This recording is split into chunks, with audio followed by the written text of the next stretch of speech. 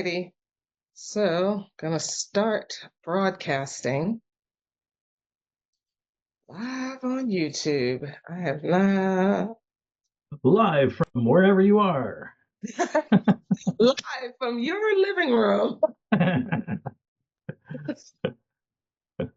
Oh boy.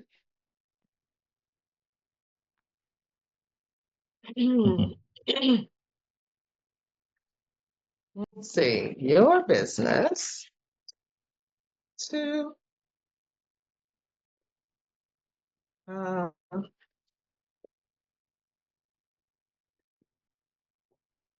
there we go. 720p. I can't get it bigger than that. Okay. Tell me when it's live. It is live. Awesome, awesome. Welcome, welcome. Today, we are talking about how to adapt your business to the modern world. And we are Nate and Simone. We talk all things marketing. And yeah, we talk all things marketing. And we're going to talk about being adaptable. Having an adaptable business. It's an advantage, it is leverage, and how do you stay competitive in today's market? There's so much that is changing. So let's get into it. Hey, Nate. Hello, hello. Glad to be here once again. I love the old saying, Simone. There's nothing consistent and true, unchangeable about this world as the fact that everything will change, right? That's right. There is nothing constant except change. There you go. Thank you. That's a much more succinct way of putting it. I knew it was in there somewhere. It's in there Yeah. somewhere. Yeah. Yeah. hmm And we see it in our everyday lives. But those of us who are in business, well, just all of us really, just as we are living our lives every day, and we're running businesses, and we're trying to go out here and serve clients, and we're learning effective ways of marketing and finding clients, serving them, trying to keep them, retain more clients. We're seeing new technologies and new techniques and things that are just happening, and just and attitudes of our clients and customers. All of these things are changing, and we have to adapt. We have to adapt. Like just in the last couple of years, with AI just bursting onto the scene, um, it's set a lot of people are uneasy about it, and while others are embracing it wholeheartedly and incorporating it into every area of their business. So what do you think, Nate? Yeah, absolutely, absolutely. Yeah, I think I don't know. It may be a bit of uh, an overstatement, but marketing is one of those industries I think that is it's kind of based on change, right? Like it's sort of like thrives on change, like Mm, and not only that, but it's all about being able to kind of know when things are changing and how to follow that trend, right? right, And so right. that's what so much of marketing is about. Um, Yeah. Yeah, I'm thinking about like our topic last week when we were talking about KPIs and measurement. yeah, When we are being able to measure what's happening, and what our audience and what our clients are doing, what they're gravitating towards, and what's not working, then it helps us as marketers to change and to adjust, knowing what is working and what's not working. exactly. Yeah, and unless you are tracking that, that's going to make that decision making process a lot more difficult, right? Yeah. You're just going to be doing a lot of guessing. otherwise. I think it's this, but what do they say? Hope is not a strategy. So, Right, right. So um, having numbers is great. yeah. Oh, we got somebody joining us here. Yeah. Um, all right. So yeah. Hello. Can you hear us, Is it Angela? Angela? Yeah, sorry to kind Oh, of a person told me this on my challenge a couple of weeks ago. They were like, don't call them out as soon as they join the room because my fault. that might make people anxious and I'm like, oh Yeah, fair man, enough. I don't want to make Fair anybody enough. anxious, but we know you're Record here. scratch. Welcome. Stop. Someone's here. No. Right?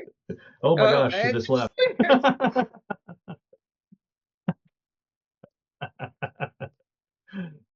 That's funny. she's like, I don't Whoops. know. They just called me Whoops. out. Oh, but Yeah, yeah. anyway. But let's I don't get know where into she was coming from. being adaptable. Yeah. All right. So yeah, we're going to be talking about why adaptability is crucial, how to anticipate and respond to trends, and how innovation can help with your long-term growth strategy. So, Absolutely. first off, why adaptability is critical, um, especially in a rapidly changing market. You know, it seems kind of obvious, right? If things are changing rapidly, then you got to be able to change along with it. Otherwise, Yeah. you're going to go down with the ship, I guess. And they talk So, about how, like, if you're a new business, it's so much easier to adapt and to change.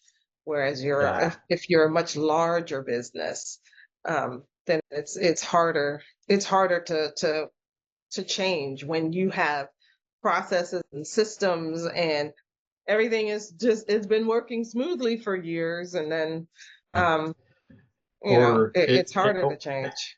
or it hasn't been working smoothly, but everyone's adapted to that. Right. Oh, that's true too. That's true too. Sometimes we get used to dysfunction and we Yeah, get stuck in our ways and yeah, we get nice and entrenched in in our comfort zones. yeah. Um, yeah, The, and we the, don't want to change. I worked for a company that was over 120 years old, so they did things that they've been doing for 50, 60, 70 years, and that's just the way we do them. Yeah. And so it's like the analogy is like trying to steer a large ship, right? It takes a Yes. while for it to turn around. So Yeah, um, it does. yeah. Um, And I think that there's probably certain industries that are changing faster than others. I think marketing is one of those case in point. The evolution of AI has rapidly changed marketing and how people market. AI has also affected other industries, I'm sure. Mhm. Automation, as I understand it, automation with a big A, I guess you could say, and that applies all different types of automation, not just ChatGPT, but there's automation in the automotive industry, in manufacturing, etc. Automation is the number one reason that American manufacturing has like the perception is that it's declined over the last few years, even though 2024, as I understand it, was the banner year, like best year for American manufacturing ever, right? Hmm.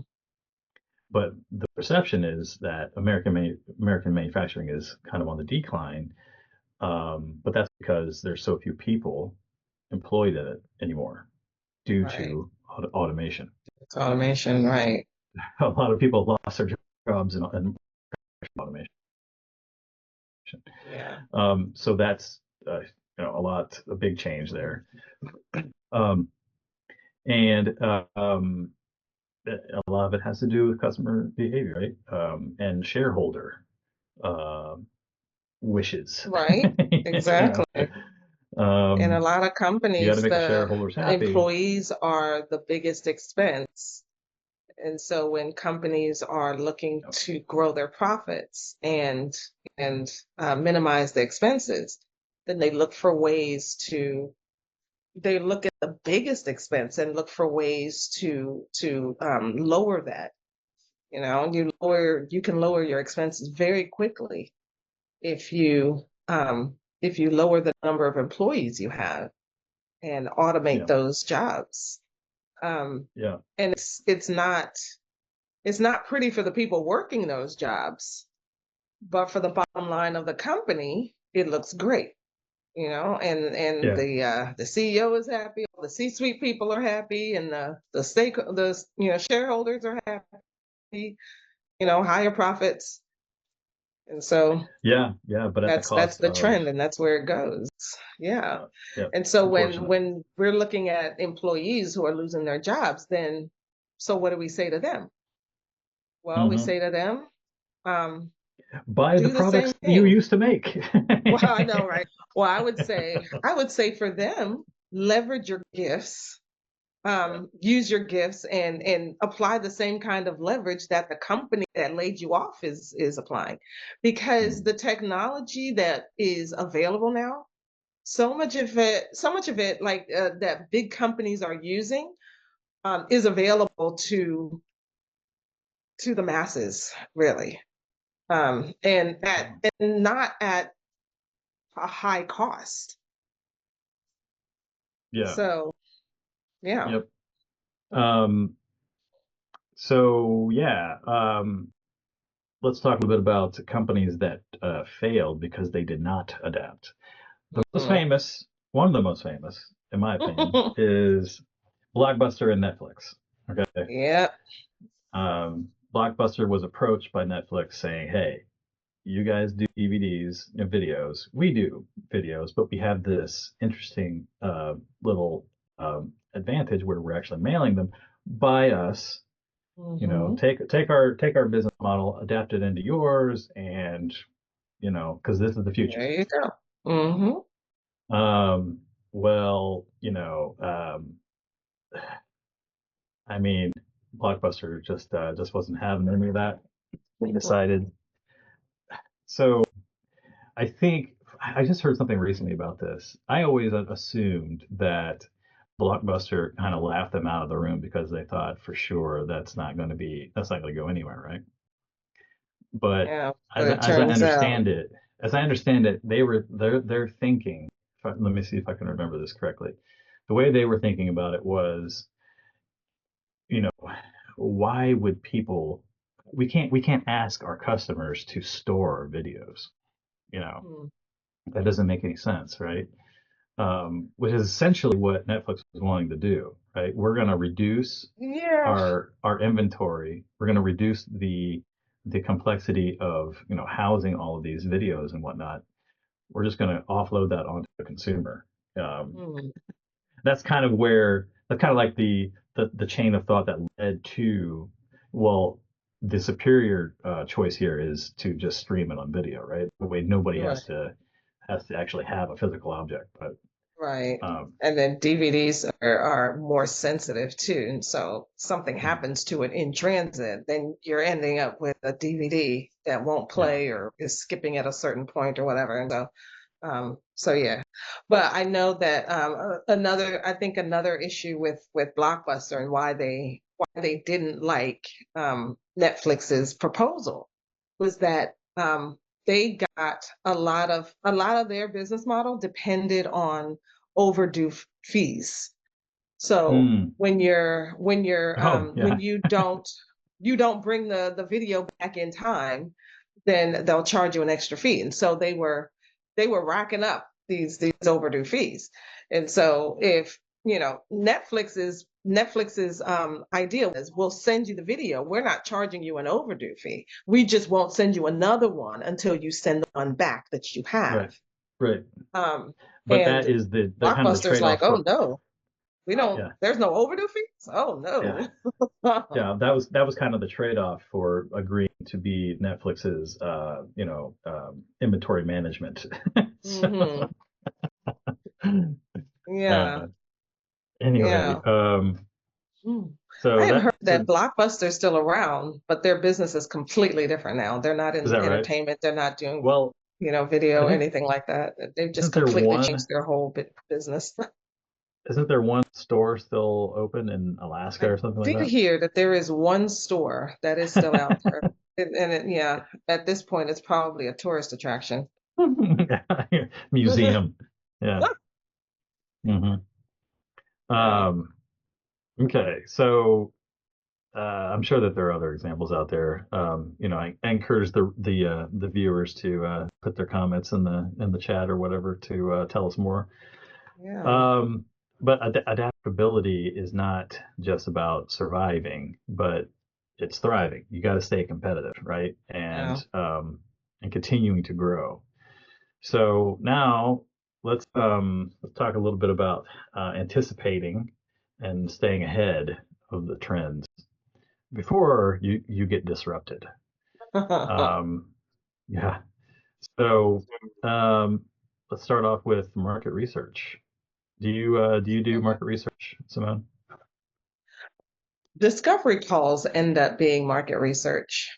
And Mhm. also being in groups where your ideal customer hangs out and listening to them talk and is great market research as well. So yeah.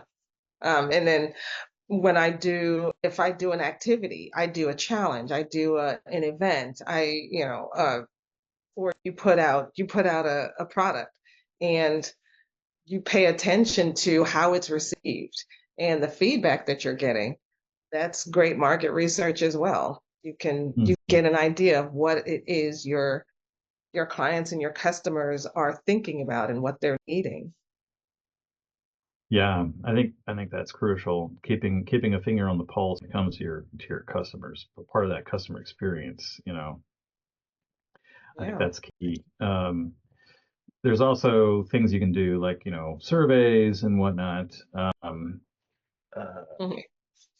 Competitor Quizzes. analysis is part of Mhm. that as well, right? Like, how do you go about researching competitors? Yeah. There's tons of different tools out there to use for that, and like similar web, you find websites that are similar to your competitors, a known competitor, and then all of a sudden you have a ton of other websites, that are kind of in the same category, and you can get a pretty decent idea of what's going on, what they're doing, what's working for them, so that you can apply it to your own, et cetera, et cetera. Um, You know what some companies are doing that we don't really think about a whole lot, but they hire mystery shoppers, yes, yep, and the that's mystery fine. shoppers are going to come in, especially if you're a brick and mortar business. Well, even a business that's not necessarily brick and mortar. Sometimes a mystery shopper can just call you on the phone and ask you a bunch of Yeah, questions. yeah. And then that mystery shopper is going to evaluate different aspects of your business from a shopper's One perspective and one report of back. my clients was doing competitor analysis, market research when he attended a local event for, in this case, it's kitchen bath remodelers. Hmm. Um, and his competitors were there. They had booths, so they didn't know him from Adam, right? So he goes up to him and just starts asking him questions, and he was just getting information about their process and the types of questions that they ask, and like their qualifying questions and that kind of thing. Just kind of seeing, that was his intention. He went there to see the types of things that they would ask him, so that he could turn around and then maybe use it for his own process, right? That's right. That's exactly what Sam Walton did, how he built Walmart to where it is. He looked Yeah. at other stores around and in the neighborhood and just to see what they were doing. And he took elements of each, what was successful in each, and and used them in his store and Yeah. got huge. Yeah. Um, nowadays, uh, having the internet, and digital marketing, it makes everything easier to quantify and track, right? And to some extent, there's some To some caveats extent, there, yeah. but um, there's this little handy tool that I like to use called Google Trends. If you're familiar with Google Trends, you can go I to think I've heard of it, uh, yeah. Google Trends. Just do a Google search for Google Trends. It'll pop up, and Google then is a great company to go yeah, to for a lot of this because they yep, know so much about us. yep, exactly. They know And our and habits, our search obviously habits, and they know a lot companies are what people are searching. advertising. Yeah, yeah. Yeah. Um, and you can just it's trends.google.com/trends. That's what it is. But go there, ask it questions, and you can start to drill down on, the trends that are occurring relative to uh, keywords that you're interested in, right? Hmm. Or you can kind of see what is being searched for. What are people looking up? You can just go to trending now is a tab that you can Yeah. use and go in there. Like right now, 2 hours ago, Kenyan green is a big one Yeah, from I the last saw 24 that. hours. 100,000 is the search volume, up 1,000%, right?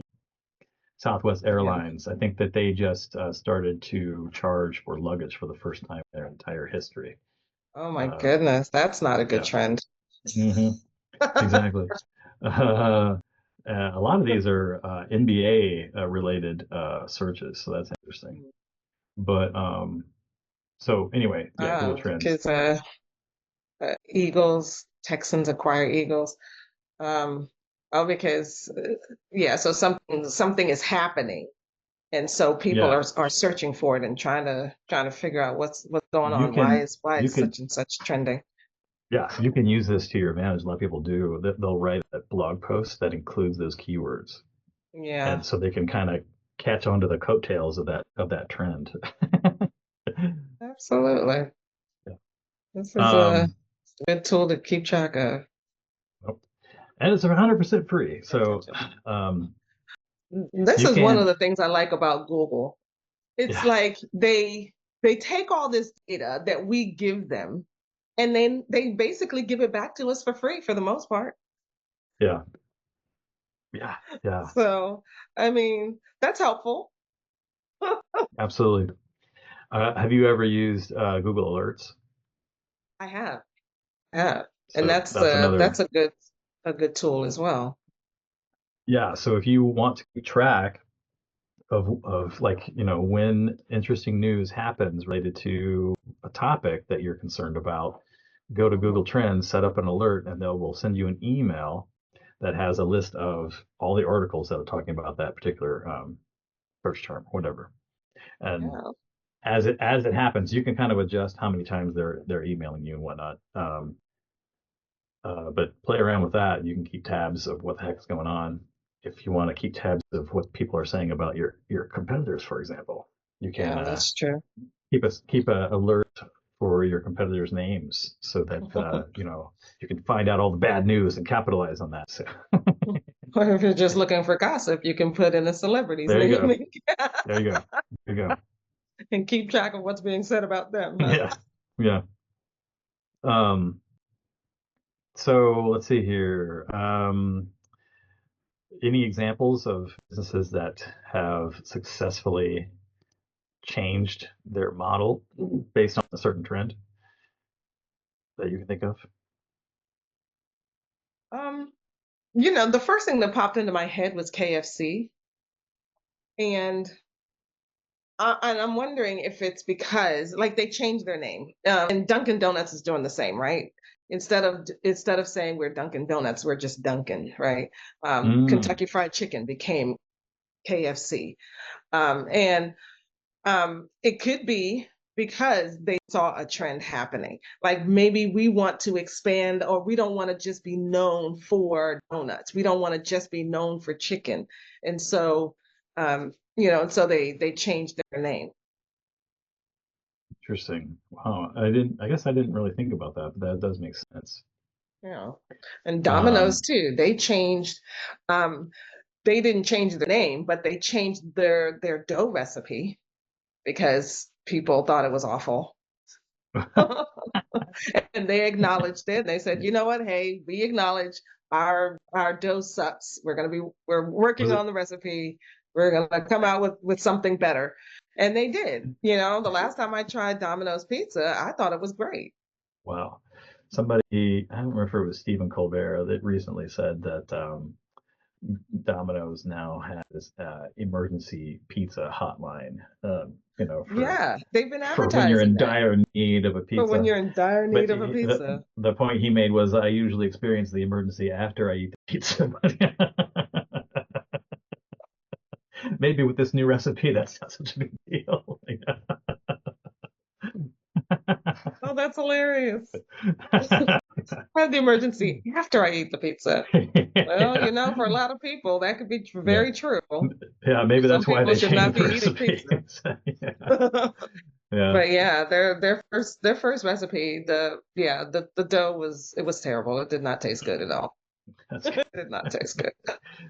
All right. They had to change So it. once you've anticipated the change, you have to figure out how you're going to implement this. What is the strategy involved here? So that is where was it necessity is the mother of invention uh, Invention, absolutely. becomes important. Yeah. So invention or innovation, I guess. How to use that to your advantage to help keep you competitive. Oh yeah. So innovation in this case or invention is it's more than just developing a new product, right? It's can also involve simply improving your processes. In Absolutely. my example earlier about the company I used to work for, 120 years old, their processes, they went through several different changes as far as their processes are concerned, and not everybody was happy. I'll say that because Yeah, well, a lot of people don't like change, right? yeah, yeah, and especially They like like things to stay the same as it always was. yeah, if you are a business that, has gotten by, doing things a certain way, you're kind of like, well, if it ain't broke, why try to fix it, right? Right. But if that change, that innovation in the process or simple improvement of the process could lead to, further revenue growth and whatnot, then why not take it into consideration, right? Um, and uh, having a strategy around how you're going to tell people about that I think is also crucial, and of course customer experience, all of the key components that are near and dear to my heart, I think also yours, Simone, but um, so it's not just about developing new products. You have to think about the processes, the strategy in your marketing, and how it affects customer experience. Absolutely. um, Remember, so Zoom had to figure that out during the pandemic. oh Um, yes. because during the pandemic, all of a sudden they have all these new customers. But not only do they have all these new customers and they have to expand their capacity, but then they also have to deal with the opportunists who are scamming and just want to either get their name out there or just hurt people. And so they had to tighten up their security processes as well, so that when you get on a Zoom call, you can be sure that you're going to be involved in the meeting or the Yeah. presentation that's happening, and other people who are not encroaching on your meeting and taking over and posting, showing all your attendees stuff that you're not interested in them seeing. Yeah. Yep. You know, they had Yeah. to they had to innovate and really get good at locking down their meetings. I was talking to a guy, it's probably been a year or so ago. He was telling me about how he would go into companies to help them with their processes. And one of the companies was a furniture manufacturer. He found that the way that they were wrapping the couches and the chairs and whatnot was extremely inefficient because they were doing it by hand. And so he just by implementing an automated wrapping system, so it came right off the line and it went right Mhm. into the wrapper. It drastically improved their delivery time, Mm. which meant that they were increasing their profits because they could get more out the door, right? So they were increasing their throughput Yeah. to get things out, and so it made customers happy. It increased their positive reviews and referrals and everything, and all of a sudden, just by implementing one simple That one change change. Yeah. to their process. Um, so anyway, Mm. um, now you don't companies that are not interested in trying to figure out how to do things better, no, they're not going to be interested in that idea, right? Of improving. Yeah. So there's the concept of there was an article written in the early '80s called uh, "The Five Stages of Small Business Growth," and they did a bunch of experimenting, surveying, talking to business owners and whatnot. And while it's true that there's a lot of variables, obviously between businesses, what they Mhm. found was that there were some key overlaps, and they were able to kind of derive um, key stages, five key stages of small business growth. And at each stage, it included a crisis of some kind. Mm. Um, and what they found was the businesses that were in the stage where they were ready to grow. So there's like survival, right? There's like survival, existence, uh, and then like growth, and then Right. Mhm. success. That's not the precise names, but Yeah. um, But I know that one of when the they're stages was yeah, plateau, right? yeah, well, so that's kind of um, in the growth stage, Was that the last you stage? Oh. the you have the crisis there is the crisis of control. Mm. And so if the business really wants to grow and continue growing, then they have to cede control to some degree. They have to be ready, willing, and able to delegate. You know, what got them to that point won't get them to the next level, in other words, right? And their So, choice, if they choose, they can continue holding on, at which point they will either plateau or they will sink. you know but if they do choose to delegate and bring other people in, then that is their option for growth, right? yeah.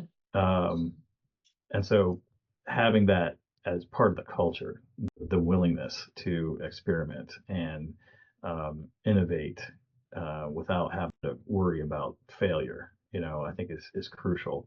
And being willing and able to allow others to help you along that process, I think is key. Right. Um, Especially even sometimes like, and I don't know if it feels like a lot of companies are afraid of this, but having some of that innovation come from the inside, where your employees are experimenting and providing ideas from from their own lives and what they see, and being consumers themselves, having that having a culture of experimentation in your business will, I believe that that would help a lot of businesses, that helps them to grow and continually innovate, and just take a risk of hearing the ideas from within, from your own employees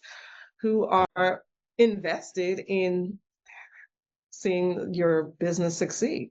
The yeah, more the business succeeds, the more you can pay them.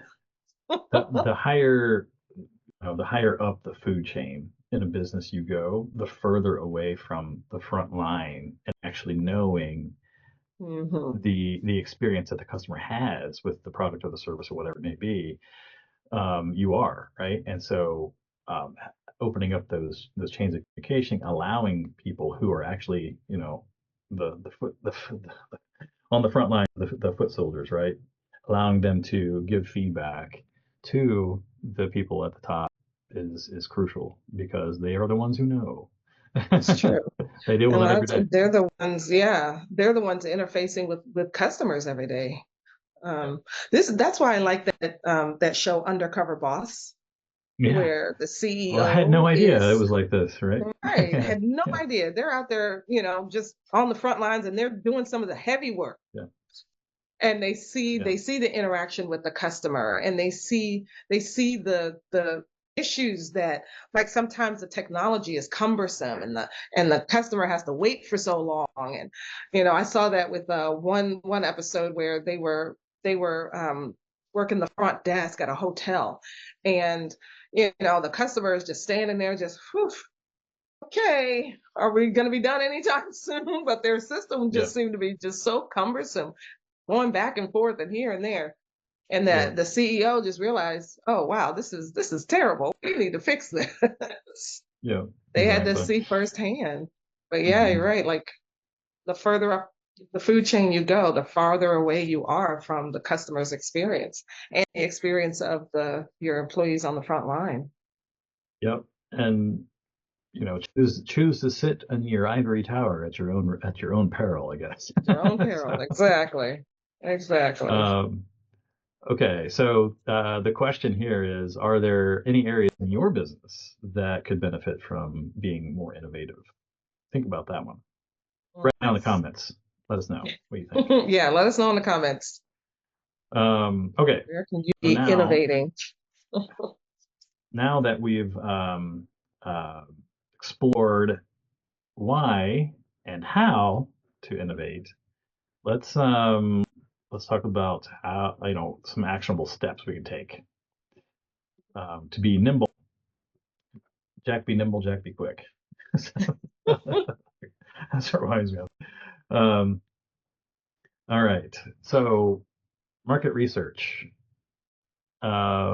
using intelligence tools, surveys, things like similar web, like I mentioned.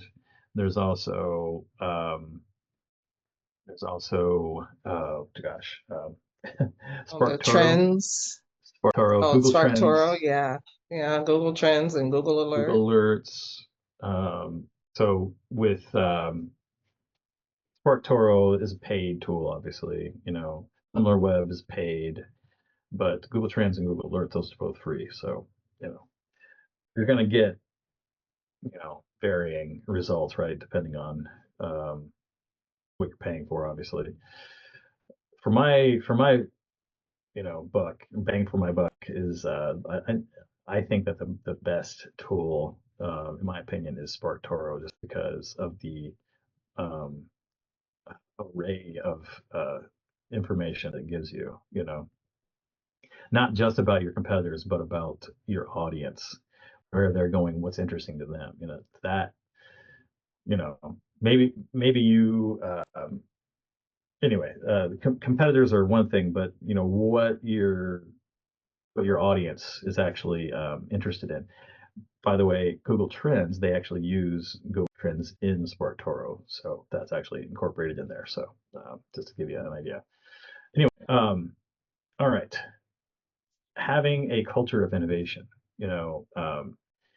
giving your teams the license, the ability to experiment without being afraid of messing up. Yeah. Um, One thing that I've been talking with a client about is um, equipping his guys in the field, or encouraging his guys in the field to come up with the best way to do something, a certain process.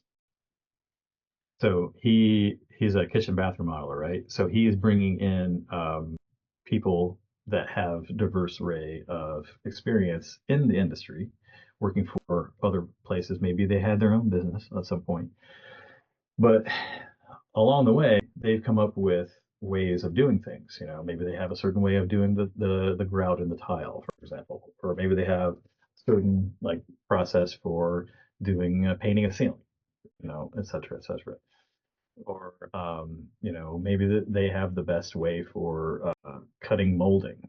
so that it actually fits correctly and all that, with minimal effort, Mhm. right? So having that, encouraging them to document it in some fashion. So easiest way is probably like, video, right? Everybody whips out their phone, they video Yeah. the process. All of a Yeah. sudden, that that you can incorporate that into the company IP, right? Have some Mhm. kind of a portal where they can upload that video, give them a reward if everyone decides that, oh yes, this is the best way to do that. Give them a reward, put that out there. Say, if you win, I'll buy you lunch, right, or something like that for like a week or something. Mhm. Depending on how much time and the savings, right, that it creates. You can kind of quantify it that way too. But have make it a competition in that case. Kind of an Yeah. interesting It's a idea. gamification works. Yeah, You know, exactly. give them points, give them rewards for doing something. They're more incentivized to give you that feedback Yeah. and to think beyond just, oh, let me just do my job, you know? Then that becomes, you can actually use those videos then potentially for your social media as well, right? Then you could actually, depending on how comfortable you are with sharing IP like that. But anyway, um, something to think about.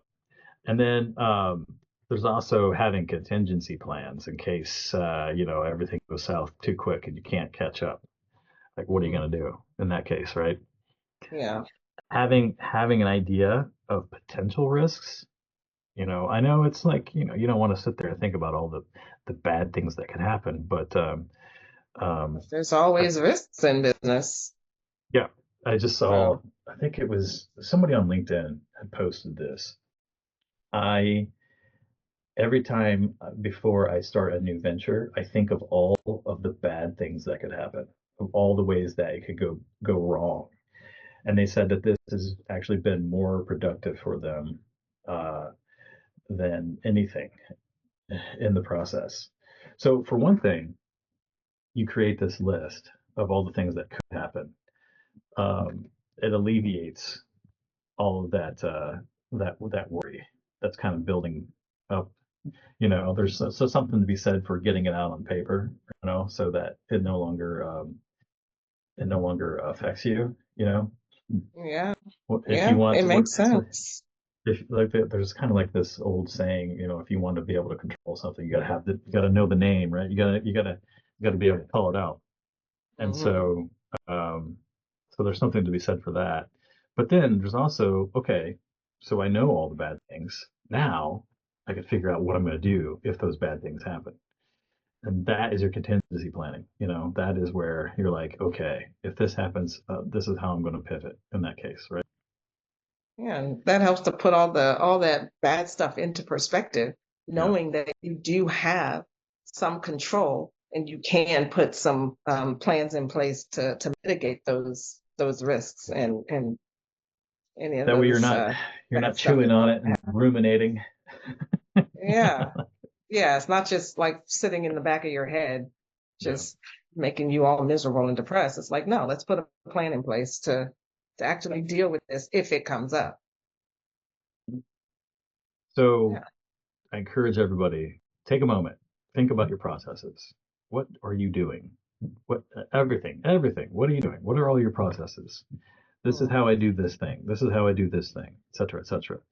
Do you have systems that allow you to anticipate changes in the market or, changes that would affect how you do something? Um, if not, now might be the time to figure that out. So anyway, okay. Absolutely. Well, fantastic. I think that takes us to the end of our topic today. We want to make sure that we adapt in order to stay competitive, right? Don't get stuck in your comfort zone. Um, do the market research, build a culture of innovation from within and among the top. Do the whole. I like the whole idea of the undercover boss because if they get too siloed and just looking at numbers, then you forget Yeah. about like what's really happening in your business, right? And then having Yeah. those contingency plans in place A, are a fantastic help to make a, sure a, that your business is adaptable. a case in point with that exact thing that you're saying is Mhm. if you're, I don't know if your viewers, I worked in Saudi Arabia quite a bit, and so I kind of keep tabs on that. But one of the things that they're doing there is building this city in the desert, right? Neom is what it's called. Uh, Right. And it's like miles and yes, miles long, and it's just this yes, linear. yes, totally bizarre. But as I think it's a is total probably waste of money, well, that's what they're finding highly out. inefficient. And so the problem with it is though that the boots on the ground, the engineers kept it hidden from MBS, who is Mohammed bin Salman, right? The king, the heir Hmm. apparent.